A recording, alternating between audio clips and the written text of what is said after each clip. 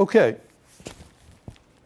so a little over a year ago, I got a call from this committee. NASEM is the National Academy of Science, Engineering, and Medicine. So this is an august body of old people with lots of gray hair who have done something important enough to get elected to these academies. And their research arm is called the National Research Council and has a bunch of different committees. One of them is this Committee on Science, Technology, and the Law. It's a very interesting committee. It's chaired by David Baltimore, who used to be an MIT professor until he went and became president of Caltech. And he also happens to have a Nobel Prize in his pocket, and he's a pretty famous guy. And Judge David Tatel is a member of the U.S. Court of Appeals for the District of Columbia Circuit. So this is probably the most important circuit court. It's one level below the Supreme Court. And he happens to sit in the seat that Ruth Bader Ginsburg occupied before she was elevated to the Supreme Court from that Court of Appeals. So this is a pretty big deal. So these are heavy hitters. And they convened a meeting to talk about the set of topics that I've listed here. So blockchain and distributed trust, artificial intelligence and decision making, which is obviously the part that I got invited to talk about, privacy and informed consent in an era of big data, science curricula for law schools, emerging issues in science, technology, and law, the issue of using litigation to target scientists who have opinions that you don't like, and the more general issue of how do you communicate advances in life sciences to a skeptical public. So this is dealing with the sort of anti-science tenor of the times. So the group of us that talked about AI and decision making, I was a little bit surprised by the focus because Hank Greeley is a law school professor at Stanford who's done a lot of work on fairness and prejudice in healthcare. Sharice Birdie is at something called the Pretrial Justice Institute, and her issue is a legal one, which is that there are now a lot of companies that have software that predict if you get bail while you're awaiting trial, are you likely to skip bail or not? And so this is influential in the decision that judges make about how much bail to impose and whether to let you out on bail at all or to keep you in prison awaiting your trial. Matt Lundgren is a radiology professor at Stanford and has done some of the really cool work on building convolutional neural network models to detect pulmonary emboli and various other things in imaging data. You know the next guy, and Suresh Venkata Subramanian is a professor. He was originally a theorist at the University of Utah, but has also gotten into thinking a lot about privacy and fairness. And so that was our panel, and we each gave a brief talk and then had a very interesting discussion. One of the things that I was very surprised by is somebody raised the question of shouldn't Tatel, as a judge on the Circuit Court of Appeals, hire people like you guys to be clerks in his court. So people like you guys who also happen to go to law school, of which there are a number now of people who are trained in sort of computational methods and machine learning, but also have the legal background. And he said something very interesting to me. He said, no, he wouldn't want people like that, which kind of shocked me. And so we quizzed him a little bit on why. He said, well, because he views the role of the judge not to be an expert, but to be a judge, to be a balancer of arguments on both sides of an issue. And he was afraid that if he had a clerk who had a strong technical background, that person would have strong technical opinions, which would bias his decision one way or another. So this reminded me, my wife was a lawyer, and I remember when she was in law school, she would tell me about the classes that she was taking, and it became obvious that studying law was learning how to win, not learning how to find the truth. And there's this philosophical notion in the law that says that the truth will come out from spirited argument on two sides of a question, but your duty as a lawyer is to argue as hard as you can for your side of the argument. And in fact, in law school, they teach them, like in debate, that you should be able to take either side of any case and be able to make a cogent argument for it. And so Tatel sort of reinforced that notion in what he said, which I thought was interesting. Well, just to talk a little bit about the justice area, because this is the one that has gotten the most public attention. Governments use decision automation for determining eligibility for various kinds of services, evaluating where to deploy health inspectors and law enforcement personnel, defining boundaries along voting districts. So all of the gerrymandering discussion that you hear about is all about using computers and actually machine learning techniques to try to figure out how to, your objective function is to get Republicans or Democrats elected, depending on who's in charge of the redistricting. And then you tailor these gerrymandered districts in order to maximize the probability that you're going to have the majority in whatever congressional races or state legislative races. So in the law, people are in favor of these ideas to the extent that they inject clarity and precision into bail, parole, and sentencing decisions. Algorithmic technologies may minimize harms that are the products of human judgment. So we know that people are in fact prejudiced, and so there are prejudices by judges and by juries that play into the decisions made in the legal system. So by formalizing it, you might win. However, conversely, the use of technology to determine whose liberty is deprived and on what terms raises significant concerns about transparency and interpretability. So next week, we're going to talk some about transparency and interpretability, but today's is really about fairness. So here's an article from September of last year, saying that as of October of this year, if you get arrested in California, the decision of whether you get bail or not is going to be made by a computer algorithm, not by a human being. Okay, so it's not 100%. There is some discretion on the part of this county official who will make a recommendation, and the judge ultimately decides.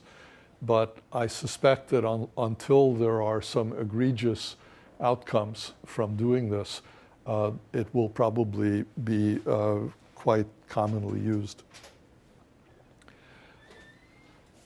Now, the critique of these bail algorithms is based on a number of different factors. One is that the algorithms reflect a severe racial bias. So, for example, if you are two identical people, but one of you happens to be white and one of you happens to be black, the chances of you getting bail are much lower if you're black than if you're white. Now, you say, well, how could that be given that we're learning this algorithmically? Well, it's a complicated feedback loop because the algorithm is learning from historical data. And if historically judges have been less likely to grant bail to an African American than to a Caucasian American, then the algorithm will learn that that's the right thing to do and will nicely incorporate exactly that prejudice. And then the second problem, which I consider to be really horrendous, is that in this particular field, the algorithms are developed privately by private companies, which will not tell you what their algorithm is. You can just pay them and they will tell you the answer, but they won't tell you how they compute it. They won't tell you what data they use to train the algorithm. And so it's really a black box. And so you have no idea what's going on in that box other than by looking at its decisions. Well, and so the data collection system is flawed in the same way as the judicial system itself. So not only are there algorithms that decide whether you get bail or not, which is after all a relatively temporary question until your trial comes up, although that may be a long time, but there are also algorithms that advise on things like sentencing. So they say, how likely is this patient to be a recidivist, somebody who, when they get out of jail, they're going to offend again, and therefore they deserve a longer jail sentence because you want to keep them off the streets. Or if you're, well, so this is a particular story about a particular person in Wisconsin, and shockingly, the state Supreme Court ruled against this guy, saying that knowledge of the algorithm's output was a sufficient level of transparency in order to not violate his rights, which I think many people consider to be kind of an outrageous decision. I'm sure it'll be appealed and maybe overturned. Conversely, I keep doing, you know, on the one hand and on the other, algorithms could help keep people out of jail. So there's a Wired article not long ago that says we can use algorithms to analyze people's cases and say, oh, this person looks like they're really in need of psychiatric help rather than in need of jail time.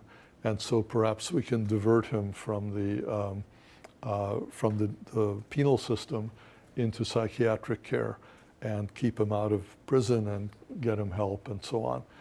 So that's the positive side of being able to use these kinds of algorithms. Now, it's not only in criminality. There's also a long discussion, you can find this all over the web, of, for example, can an algorithm hire better than a human being?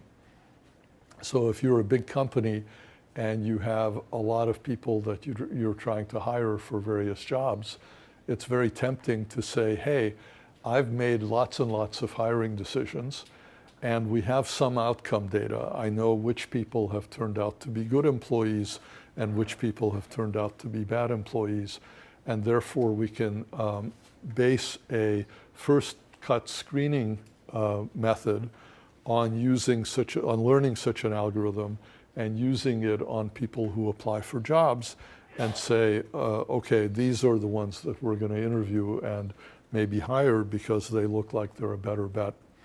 Now, I have to tell you a personal story. When I was an undergraduate at Caltech, the Caltech faculty decided that they wanted to include student members of all the faculty committees.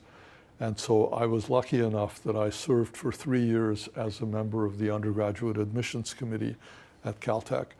And in those days, Caltech only took about 220, 230 students a year. It's a very small school. And we would actually fly around the country and interview about the top half of all the applicants in the applicant pool.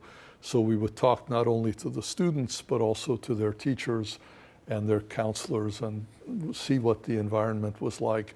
And I think we got a very good sense of how good a student was likely to be based on that.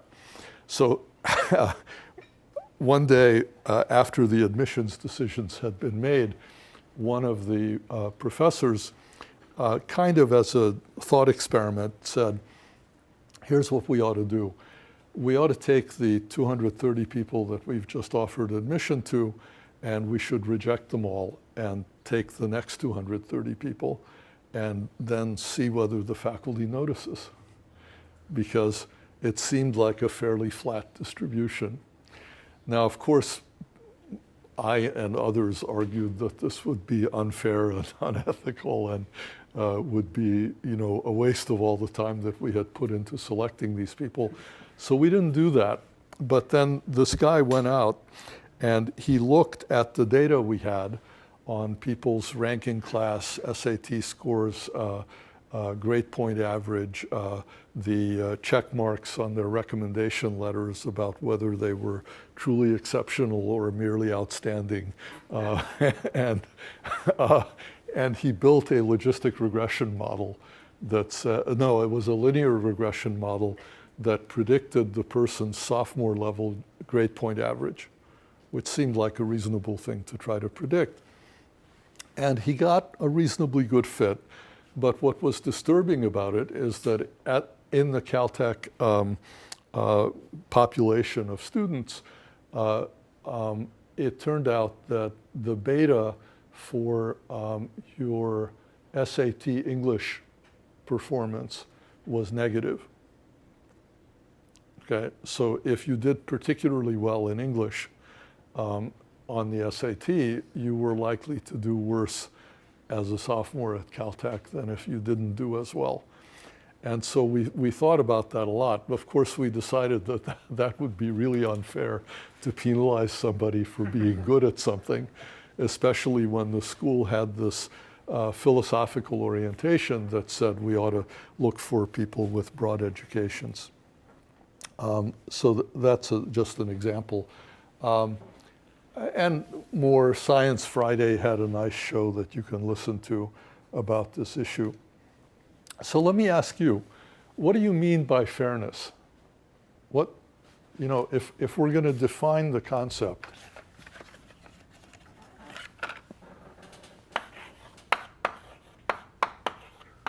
what is fair?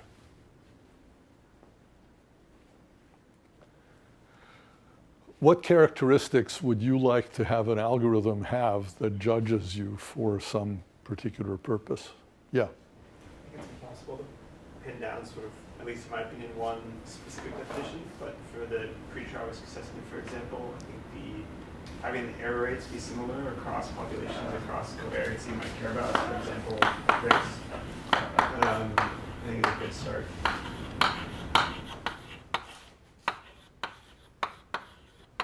Okay, so similar error rates is definitely one of the criteria that people use in talking about fairness. And you'll see later, Irene, where's Irene? Right there. Irene is a master of that notion of fairness. Yeah. When the model says some sort of observation that causally shouldn't be true in what I want society to look like. So I'm not sure how to capture that in a short phrase. Societal goals. But that's tricky, right? I mean, suppose that I would like it to be the case that the fraction of people of different ethnicity who are criminals should be the same. Right? That seems like a good goal for fairness. How do I achieve that? I mean, I could pretend that it's the same, but it isn't the same today, objectively. And the data wouldn't support that, so that's an issue. Yeah? That people who are similar should be treated similarly, so that in case, independent of the sensitive attributes, so independent of your covariates. Similar people should lead to similar treatment. Yeah, I like that. I didn't make it up. I know. It's another of the classic sort of notions of fairness. That puts a lot of weight on the distance function, right? In what way are two people similar? And what characteristics? You obviously don't want to use the sensitive characteristics, the forbidden characteristics in order to decide similarity, because then people will be dissimilar in ways that you don't want. But defining that function is a challenge. All right, well, let me show you a more technical approach to thinking about this. So we all know about biases like selection bias, sampling bias, reporting bias, et cetera. These are in the conventional sense of the term bias. But I'll show you an example that I got involved in. Raj Man Ray was an MIT, Harvard HST student, and he started looking at the question of the genetics that was used in order to determine whether somebody is at risk for cardiomyopathy, hypertrophic cardiomyopathy. That's a big word. It means that your heart gets too big and it becomes sort of flabby, and it stops pumping well, and eventually you die of this disease at a relatively young age, if in fact you have it. So what happened is that there was a study that was done mostly with European populations, where they discovered that a lot of people who had this disease had a certain genetic variant. And they said, well, that must be the cause of this disease. And so it became accepted wisdom that if you had that genetic variant, people would counsel you to not plan on living a long life. And this has all kinds of consequences. Imagine if you're thinking about having a kid when you're in your early 40s and your life expectancy is 55. Would you want to die when you have a teenager that you leave to your spouse? So this is a consequential set of decisions that people have to make. Now what happened is that in the US, there were tests of this sort done. But the problem was that a lot of African and African American populations turn out to have this genetic variant frequently without developing this terrible disease, but they were all told that they were going to die, basically. And it was only after years when people noticed that these people who were supposed to die genetically weren't dying, that they said, maybe we misunderstood something. And what they misunderstood was that the population that was used to develop the model was a European ancestry population and not an African ancestry population. So you go, well, we must have learned that lesson. So this paper was published in 2016, this was one of the first in this area. Here's a paper that was published 3 weeks ago in Nature Scientific Reports that says, genetic risk factors identified in populations of European descent do not improve the prediction of osteoporotic fracture and bone mineral density in Chinese populations. So it's the same story. It's exactly the same story. Different disease. The consequence is probably less dire because being told that you're going to break your bones when you're old is not as bad as being told that your heart's going to stop working when you're in your 50s. But there we have it. Okay, so technically, where does bias come from? Well, I mentioned the standard sources, but here's an interesting analysis. This comes from Konstantin Aliferis from a number of years ago, 2006. And he says, well, look, in a perfect world, if I give you a data set, there's an uncountably infinite number of models that might possibly explain the relationships in that data, okay? I cannot enumerate an uncountable number of models.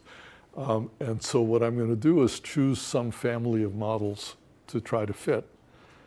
And then I'm going to use some fitting technique, like stochastic gradient descent or something, that will find maybe a global optimum, but maybe not. Maybe it'll find the local optimum. And then there's noise. And so his observation is that if you count O as the optimal possible model over all possible model families, and if you count L as the best model that's learnable by a particular learning mechanism, and you call A the actual model that's learned, then the bias is essentially O minus L. So it's limitation of learning method related to the target model. The variance is like L minus A. It's the error that's due to the particular way in which you learn things, like sampling and so on. Okay? And you can estimate the significance of differences between different models by just permuting the data, randomizing essentially the relationships in the data, and then you get a curve of performance of those models, and if yours lies outside the 95% confidence interval, then you have a p equal 0.05 result that this model is not random, okay? So that's the typical way of going about this. Now you might say, but isn't discrimination the very reason we do machine learning? Not discrimination in the legal sense, but discrimination in the sense of separating different populations. And so you could say, well, yes, but some bases for differentiation are justified and some bases for differentiation are not justified. So they're either practically irrelevant, or we decide for societal goals that we want them to be irrelevant and we're not going to take them into account. One lesson from people who have studied this for a while is that discrimination is domain specific. So you can't define a universal notion of what it means to discriminate, because it's very much tied to these questions of what is practically and morally irrelevant in the decisions that you're making. And so it's going to be different in criminal law than it is in medicine, than it is in hiring, than it is in various other fields, college admissions, for example. And it's feature specific as well. So you have to take the individual features into account. Well, historically, the government has tried to regulate these domains. And credit is regulated by the Equal Credit Opportunity Act, education by the Civil Rights Act and various amendments, employment by the Civil Rights Act, housing by the Fair Housing Act, public accommodation by the Civil Rights Act. More recently, marriage is regulated originally by the Defense of Marriage Act, which, as you might tell from its title, was against things like people being able to marry who were not the traditional marriage that they wanted to defend. But it was struck down by the Supreme Court about 6 years ago as being discriminatory. It's interesting, if you look back to probably before you guys were born, in 1967, until 1967, it was illegal for an African American and a white to marry each other in Virginia. Okay, it was literally illegal. If you went to get a marriage license, you were denied. And if you got married out of state and came back, you could be arrested. This happened much later. Trevor Noah, if you know him from The Daily Show, wrote a book called Born a Crime, I think.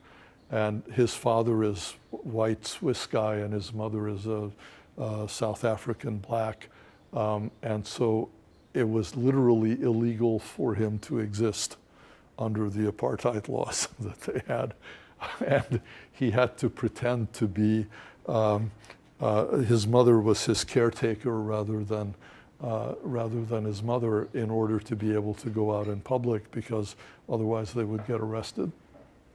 So this has recently, of course, also disappeared, but these are some of the regulatory issues.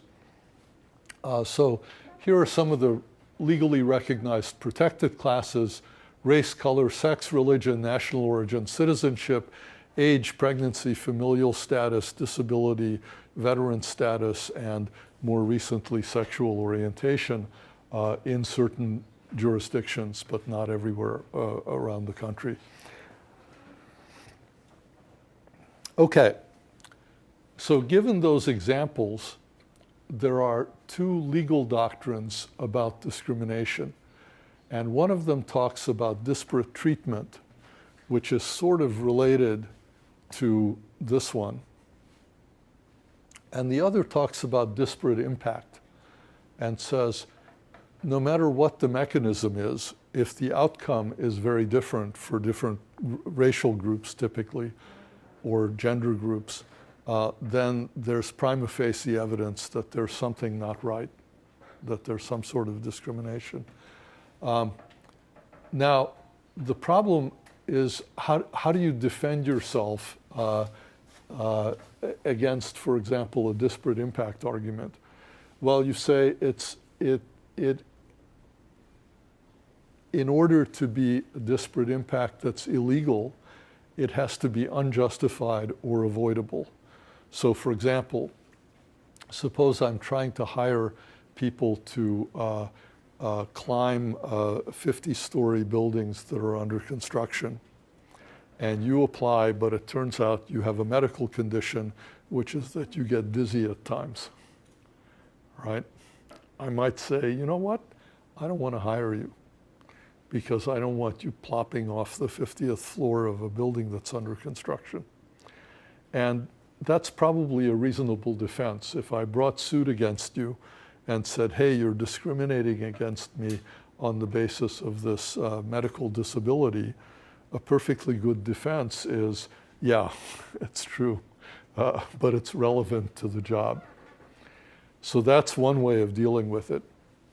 Now, how do you demonstrate disparate impact? Well, the court has decided that you need to be able to show about a 20% difference in order to call something disparate impact. So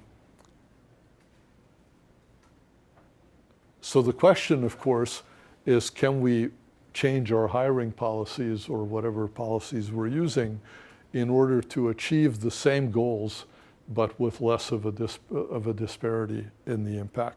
So that's the challenge. Now, what's interesting is that disparate treatment and disparate impact are really in conflict with each other. And you'll find that this is true in almost everything in this domain. So disparate impact is about distributive justice and minimize inequality of outcome. Disparate treatment is about procedural fairness and equality of opportunity, and those don't always mesh. In other words, it may well be that equality of opportunity still leads to differences in outcome. And you can't square that circle easily.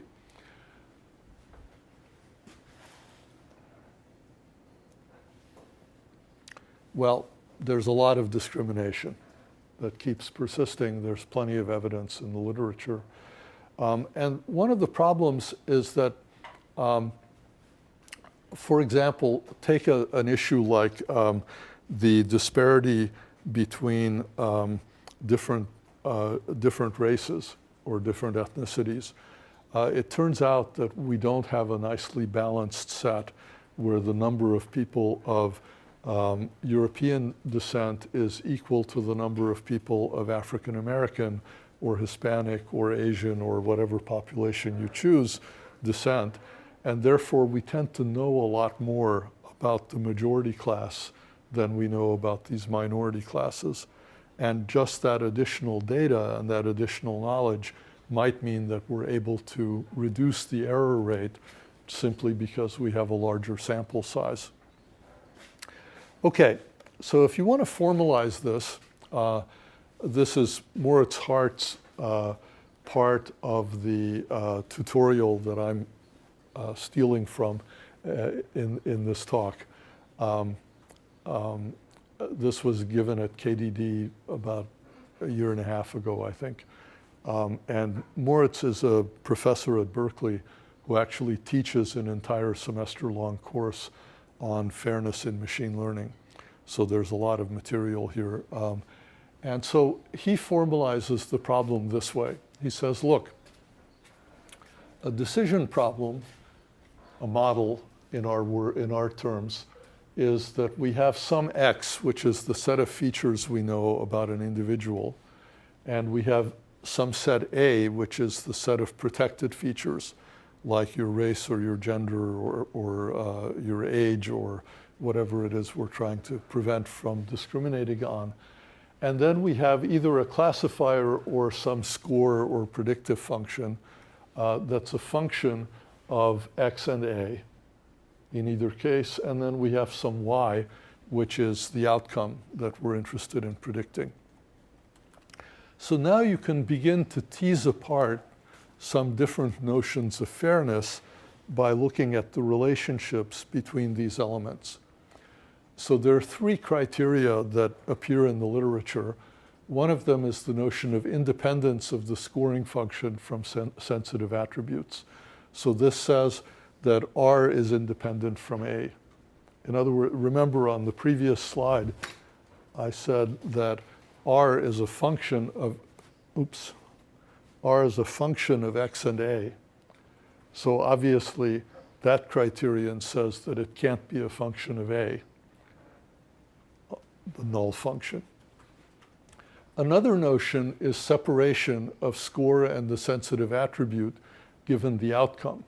So this is the one that says that different groups are going to be treated similarly. In other words, if I tell you the group, the outcome, you know, the people who did well at the job and the people who did poorly at the job, then the scoring function is independent of the protected attribute, right? So that allows a little more wiggle room because it says that the protected attribute can still predict something about the outcome. It's just that you can't use it in the scoring function given that the category of which outcome category that individual belongs to. And then sufficiency is the inverse of that. It says that given the scoring function, the outcome is independent of the protected attribute. So that says, can we build a fair scoring function that separates the outcome from the protected attribute? So here's some detail on those. If you look at independence, this is also called by various other names. Basically what it says is that the probability of a particular result, R equal 1, is the same whether you're in class A or class B in the protected attribute. Okay, so what does that tell you? That tells you that the scoring function has to be universal over the entire data set and has to not distinguish between people in class A versus class B. All right, that's a pretty strong requirement. And then you can operationalize the notion of unfairness either by looking for an absolute difference between those probabilities. If it's greater than some epsilon, then you have evidence that this is not a fair scoring function. Or a ratio test that says we look at the ratio, and if it differs from 1 significantly, then you have evidence that this is an unfair scoring function. And by the way, this relates to the 4/5 rule, because if you make epsilon 20%, then that's the same as the 4/5 rule. Now, there are problems with this notion of independence. So it only requires equal rates of decisions for hiring or giving somebody a liver for a transplant or whatever topic you're interested in. And so what if hiring is based on a good score in group A but random in B? So for example, what if we know a lot more information about Group A than we do about Group B, so we have a better way of scoring them than we do of scoring Group B. So you might wind up with a situation where you wind up hiring the same number of people, the same ratio of people in both groups, but in one group you've done a good job of selecting out the good candidates, and in the other group you've essentially done it at random. Well, the outcomes are likely to be better for Group A than for Group B, which means that you're developing more data for the future that says we really ought to be hiring people in Group A because they have better outcomes.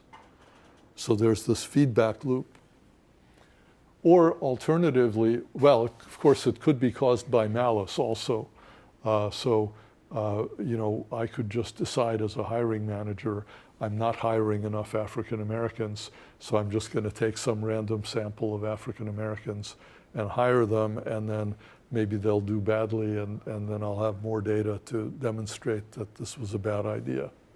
Okay, so that would be malicious. There's also a technical problem, which is it's possible that the category, the group, is a perfect predictor of the outcome, in which case, of course, they can't be separated. They can't be independent of each other. Now, how do you achieve independence? Well, there are a number of different techniques. One of them is there's this article by Zemmel that's about learning fair representations. And what it says is you create a new representation, Z, which is some combination of X and A. And you do this by maximizing the mutual information between X and Z, and by minimizing the mutual information between A and Z. So this is an idea that I've seen used in machine learning for robustness rather than for fairness, where people say, you know, the problem is that given a particular data set, you can overfit to that data set. And so one of the ideas is to do a GAN-like method where you say, I want to train my classifier, let's say, not only to work well on getting the right answer, but also to work as poorly as possible on identifying which data set my example came from. So this is the same sort of idea. It's a representation learning idea. And then you build your predictor R based on this representation, which is perhaps not perfectly independent of the protected attribute, but is as independent as possible. And usually there are knobs in these learning algorithms, and depending on how you turn the knob, you can affect whether you're going to get a better classifier that's more discriminatory or a worse classifier that's less discriminatory. So you can do that in pre-processing. You can do some kind of incorporating in the loss function a dependence notion or an independence notion, and say we're going to train on a particular data set imposing this notion of wanting this independence between A and R as part of our desiderata. And so you, again, are making trade-offs against other characteristics. Or you can do post-processing. So suppose I've built an optimal R, not worrying about discrimination. Then I can do another learning problem that says I'm now going to build a new F, which takes R and the protected attribute into account. And it's going to minimize the cost of misclassifications. And again, there's a knob where you can say, how much do I want to emphasize misclassifications for the protected attribute, or based on the protected attribute. So this was still talking about independence. The next notion is separation, that says, given the outcome, I want to separate A and R. So that graphical model shows it to you that the protected attribute is only related to the scoring function through the outcome. So there's nothing else that you can learn from one to the other than through the outcome. So this recognizes that the protected attribute may in fact be correlated with the target variable. And so an example might be different success rates in a drug trial for different ethnic populations. There are now some cardiac drugs where the manufacturer has determined that this drug works much better in certain subpopulations than it does in other populations. And the FDA has actually approved the marketing of that drug to those subpopulations. So you're not supposed to market it to the people for whom it doesn't work as well, but you're allowed to market it specifically for the people for whom it does work well. And if you think about the personalized medicine idea, which we've talked about earlier, the populations that we're interested in become smaller and smaller until it may just be you. And so there might be a drug that works for you and not for anybody else in the class, but it's exactly the right drug for you. And we may get to the point where that will happen and where we can build such drugs and where we can approve their use in human populations. Now, the idea here is that if I have two populations, blue and green, and I draw ROC curves for both of these populations, they're not going to be the same because the drug will work differently for those two populations. But on the other hand, I can draw them on the same axes, and I can say, look, any place within this colored region can be a fair region in that I'm going to get the same outcome for both populations. So I can't achieve this outcome for the blue population or this outcome for the green population, but I can achieve any of these outcomes for both populations simultaneously. And so that's one way of going about satisfying this requirement when it is not easily satisfied.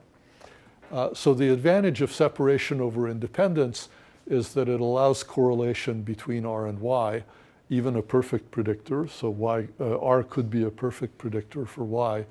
And it gives you incentives to learn to reduce the errors in all groups.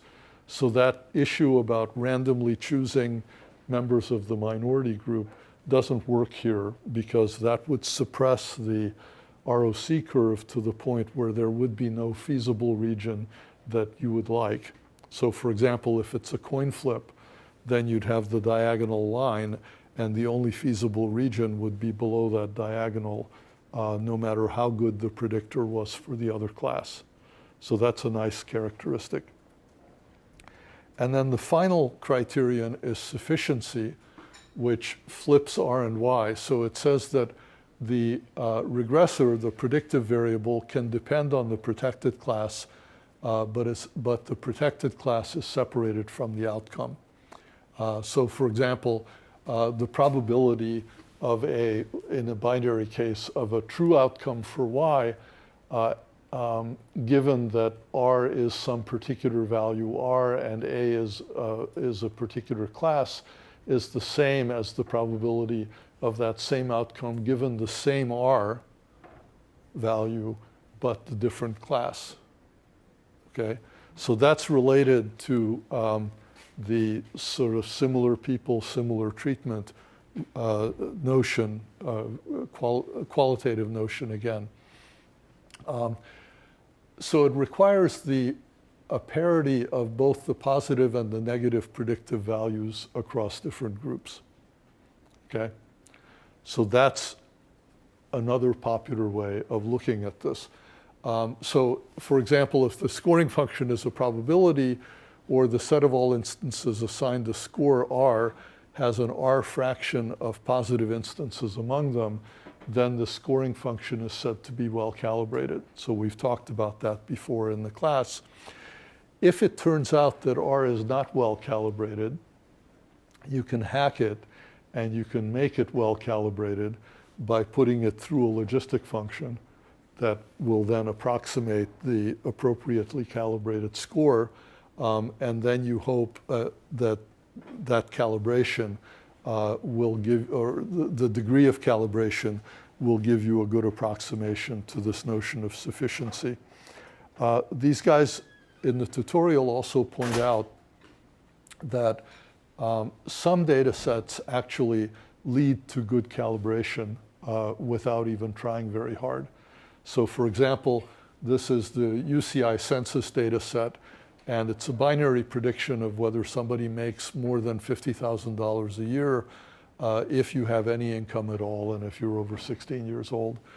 And the feature, there are 14 features: age, type of work, weight of sample is some statistical hack from the Census Bureau, your education level, marital status, etc. And what you see is that the calibration for males and females is pretty decent. It's almost exactly along the 45-degree line without having done anything particularly dramatic in order to achieve that. On the other hand, if you look at the calibration curve by race for whites versus blacks, the whites, not surprisingly, are reasonably well calibrated, and the blacks are not as well calibrated. So you could imagine building some kind of a transformation function to improve that calibration, and that would get you separation. Now, there's a terrible piece of news, which is that you can prove, as they do in this tutorial, that it's not possible to jointly achieve any pair of these conditions. So you have three reasonable technical notions of what fairness means, and they're incompatible with each other, except in some trivial cases. This is not good. And I'm not going to have time to go into it, but there's a very nice thing from Google where they illustrate the results of adopting one or another of these notions of fairness on a synthesized population of people, and you can see how the trade-offs vary and what the results are of choosing different notions of fairness. So it's a kind of nice graphical hack. Again, it'll be in the slides, and I urge you to check that out, but I'm not going to have time to go into it. There's one other problem that they point out, which is interesting. So this was a scenario where you're trying to hire computer programmers, and you don't want to take gender into account, because we know that women are underrepresented among computer people, and so we would like that not to be an allowed attribute in order to decide to hire someone. So they say, well, there are two scenarios. One of them is that gender, A, influences whether you're a programmer or not. I mean, this is empirically true. There are fewer women who are programmers. It turns out that visiting Pinterest is slightly more common among women than men. Who knew? And then visiting GitHub is much more common among programmers than among non-programmers. That one's pretty obvious. So what they say is, you know, if you want an optimal predictor of whether somebody's going to get hired, it should actually take both Pinterest visits and GitHub visits into account. But because those go back to gender, which is an unusable attribute, they don't like this model. And so they say, well, we could use an optimal separated score, because now being a programmer separates your gender from the scoring function. And so we can create a different score, which is not the same as the optimal score, but is permitted because it's no longer dependent on your sex, on your gender. Here's another scenario that again starts with gender and says, oh, look, we know that there are more men than women who obtain college degrees in computer science. And so there's an influence there. And computer scientists are much more likely to be programmers than non-computer science majors. If you're a woman, has anybody visited the Grace Murray Hopper conference? A few of you. Yeah, so this is a really cool conference. Grace Murray Hopper invented the notion bug, or the term bug, and was a really famous computer scientist starting back in the 1940s when there were very few of them. And there's a yearly conference for women computer scientists in her honor. So clearly the probability that you visited the Grace Hopper conference is dependent on your gender. It's also dependent on whether you're a computer scientist, because if you're a historian, you're not likely to be interested in going to that conference. And so in this story, the optimal score is going to depend basically on whether you have a computer science degree or not, right? But the separated score will depend only on your gender, which is kind of funny because that's the protected attribute. And what these guys point out is that despite the fact that you have these two scenarios, it could well turn out that the numerical data, the statistics from which you estimate these models, are absolutely identical. In other words, the same fraction of people are men and women, the same fraction of people are programmers, they have the same relationship to those other factors. And so from a purely observational viewpoint, you can't tell which of these styles of model is correct, or which version of fairness your data can support. So that's a problem, because we know that, that these different notions of fairness are in conflict with each other. So I wanted to finish by showing you a couple of examples. So this was a paper based on Irene's work. Irene, shout if I'm butchering the discussion. I got an invitation last year from the American Medical Association's Journal of Ethics, which I didn't know existed, to write a think piece for them about fairness in machine learning. And I decided that rather than just bloviate, I wanted to present some real work, and Irene had been doing some real work. And so Marzia, who was one of my students, and I convinced her to get into this. And we started looking at the question of how these machine learning models can identify and perhaps reduce disparities in general medical and mental health.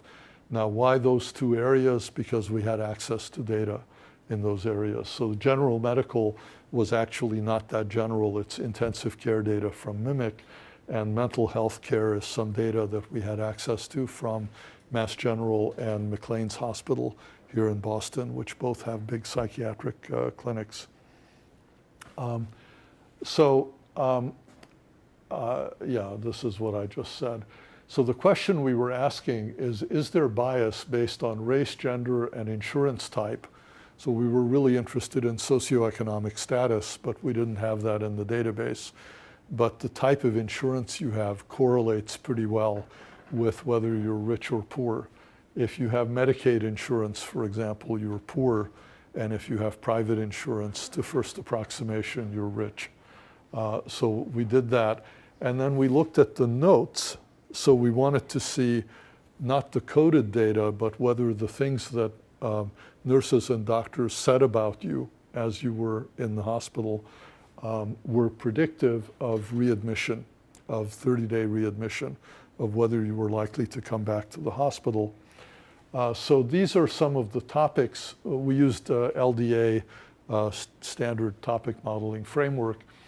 And the topics, as usual, include some garbage, but also include a lot of recognizably useful topics. So for example, mass cancer metastatic, clearly associated with cancer, AFib, atrial Coumadin fibrillation, associated with heart function, et cetera, in the ICU domain. In the psychiatric domain, you have things like bipolar lithium manic episode, clearly associated with bipolar disease, pain, chronic milligrams, the drug quantity associated with chronic pain, et cetera. So these were the topics that we used. And so we said, what happens when you look at how the different topics, how often the different topics arise in different subpopulations? And so what we found is that, for example, white patients have more topics that are enriched for anxiety and chronic pain, whereas Black, Hispanic, and Asian patients had higher topic enrichment for psychosis. Okay, it's interesting. Male patients had more substance abuse problems. Female patients had more general depression and treatment-resistant depression. So, you know, if you want to create a stereotype, men are druggies and women are depressed, okay, according to this data.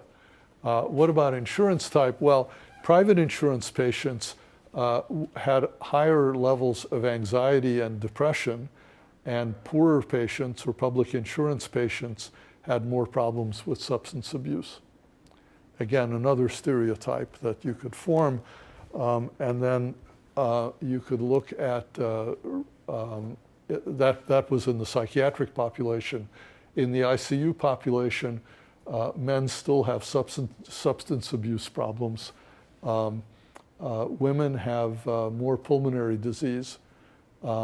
And we were speculating on how this relates to sort of known data about underdiagnosis of COPD in women.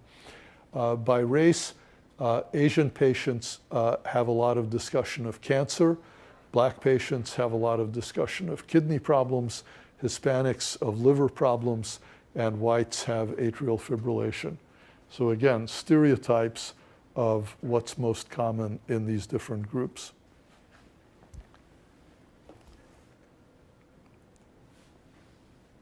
And by insurance type, those with public insurance often have multiple chronic conditions. And so public insurance patients have atrial fibrillation, pacemakers, dialysis. These are indications of chronic heart disease and chronic kidney disease. And private insurance patients have higher topic enrichment values for fractures. So maybe they're richer, they play more sports and break their arms or something. Lymphoma and aneurysms, right? Just reporting the data, just the facts. So these results are actually consistent with lots of analyses that have been done of this kind of data. Now, what Irene wanted to look at was this question of, can we get similar error rates, or how similar are the error rates that we get? And the answer is, not so much. So for example, if you look at the ICU data, we find that the error rates on a 0-1 loss metric are much lower for men than they are for women. Statistically significantly lower. So we're able to more accurately model male response or male prediction of 30-day readmission than we are, of ICU mortality for the ICU than we are for women. Similarly, we have much tighter ability to predict outcomes for private insurance patients than for public insurance patients, with a huge gap in the confidence intervals between them. So this indicates that there is, in fact, a racial bias in the data that we have and in the models that we're building. These are particularly simple models.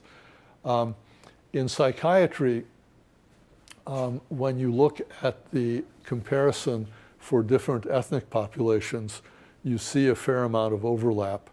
One reason we speculate is that we have a lot less data about psychiatric patients than we do about ICU patients. So the models are not going to give us as accurate predictions.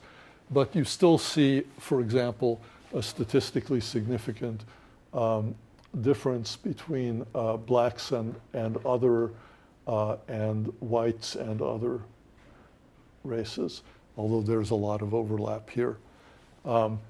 Again, between males and females, we get fewer errors in making predictions for males, but there's not a 95% confidence separation between them. And for private versus public insurance, we do see that separation where for some reason, in fact, we're able to make better predictions for the people on Medicare than we are, or Medicaid, than we are for patients in private insurance. So just to wrap that up, this is not a solution to the problem, but it's an examination of the problem.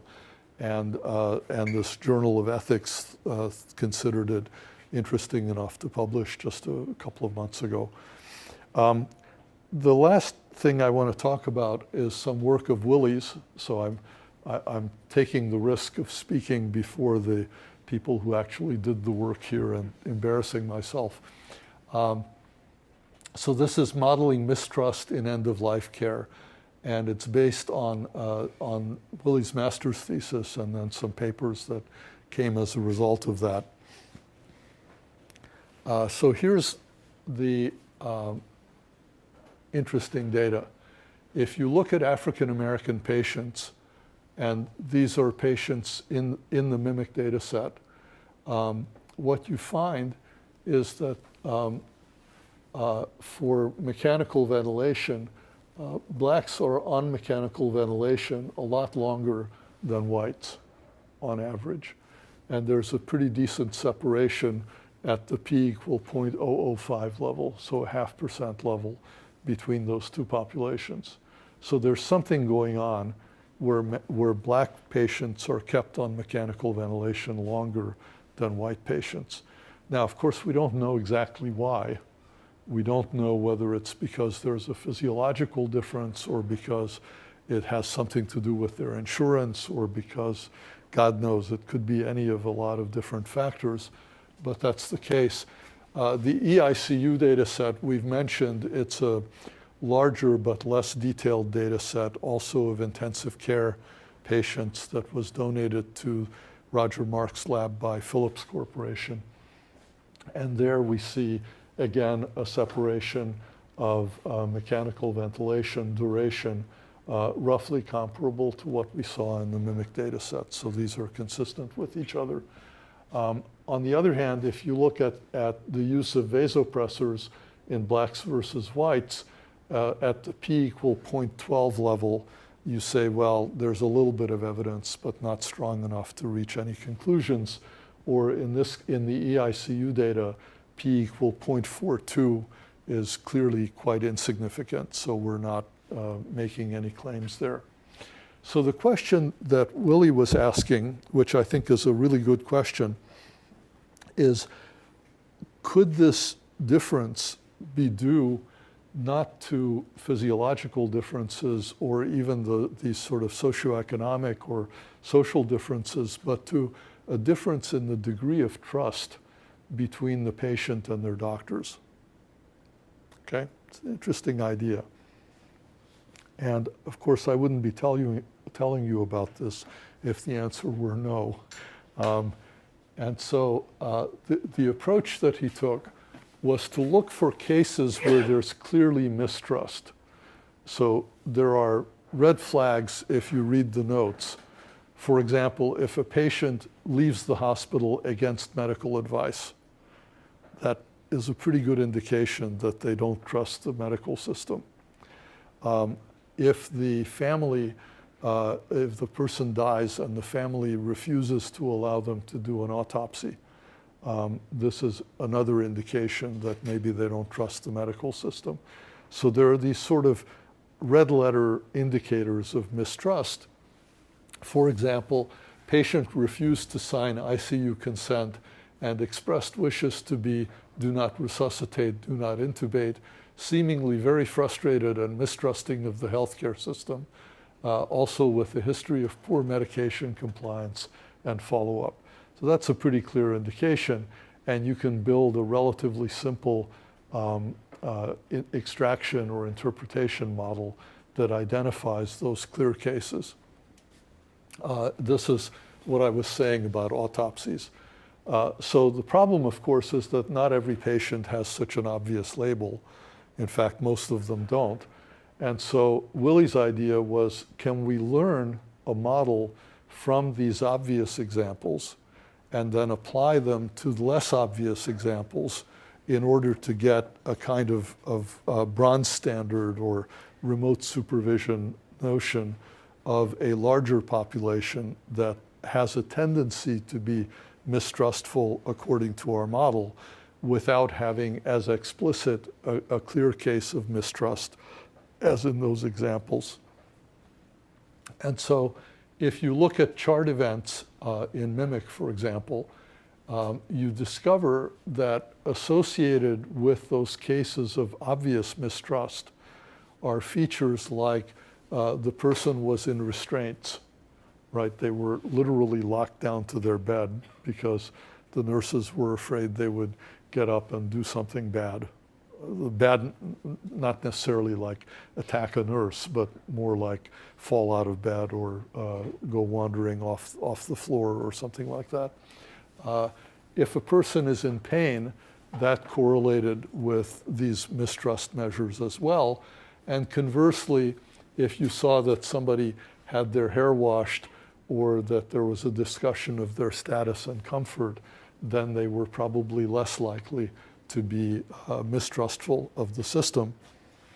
And so the approach that Willie took was to say, well, let's code these 620 binary indicators of trust and build a logistic regression model to the labeled examples, and then apply it to the unlabeled examples, the people for whom we don't have such a clear indication. And this gives us another population of people who are likely to be mistrustful, and therefore enough people that we can do further analysis on it. So if you look at the mistrust metrics, you have things like, if the patient is agitated on some agitation scale, they're more likely to be mistrustful. If conversely they're alert, they're less likely to be mistrustful. So that means they're in some better mental shape. If they're not in pain, they're less likely to be mistrustful, et cetera. If the patient was restrained, then trustful patients have no pain, or they have a spokesperson who is their healthcare proxy, or there's a lot of family communication. But conversely, if restraints had to be reapplied, or if there are various other factors, then they're more likely to be mistrustful. So if you look at that prediction, what you find is that for both predicting the use of mechanical ventilation and vasopressors, the disparity between a population of black and white patients is actually less significant than the disparity between a population of high trust and low trust patients. So what this suggests is that the fundamental feature here that may be leading to that difference is in fact not race, but is something that correlates with race, because blacks are more likely to be distrustful of the medical system than whites. Now, why might that be? What do you know about history? Right, I mean, you took the city training course that had you read the Belmont report talking about things like the Tuskegee experiment. I'm sure that leaves a significant impression in people's minds about how the healthcare system is going to treat people of their race. I'm Jewish. My mother barely lived through Auschwitz.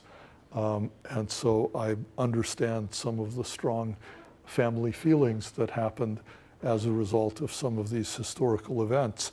And there were medical people doing experiments on prisoners in the concentration camps as well. So I would expect that people in my status might also have similar issues of mistrust. Now, it turns out you might ask, well, is mistrust in fact just a proxy for severity? Are sicker people simply more mistrustful? And is what we're seeing just a reflection of the fact that they're sicker?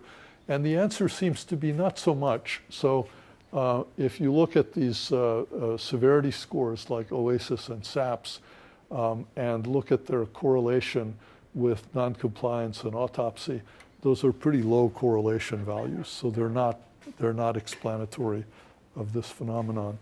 And then in the population, you see that, again, there's a significant difference in sentiment expressed in the notes between black and white patients. The autopsy-derived mistrust metrics don't show a strong relationship, a strong difference between them, but the non-compliance-derived mistrust metrics do. So I'm out of time. I'll just leave you with the final word. There's a lot more work that needs to be done in this area, and it's a very rich area both for technical work and for trying to understand what the desiderata are and how to match them to technical capabilities. There are these various conferences. One of the people active in this area, well, one of the pairs of people, Mike Kearns and Aaron Roth at Penn, are coming out with a book called The Ethical Algorithm, which is coming out this fall. It's a Popular Press book. I've not read it, but it looks like it should be quite interesting. And then we're starting to see whole classes in fairness popping up at different universities. So University of Pennsylvania has the Science of Data Ethics, and I've mentioned already this Fairness in Machine Learning class at Berkeley. This is in fact one of the topics we've talked about. I'm on a committee that is planning the activities of the new Schwarzman College of Computing, and this notion of infusing ideas about fairness and ethics into the technical curriculum is one of the things that we've been discussing. The college obviously hasn't started yet, so we don't have anything other than this lecture and a few other things like that in the works, but the plan is there to expand more in this area.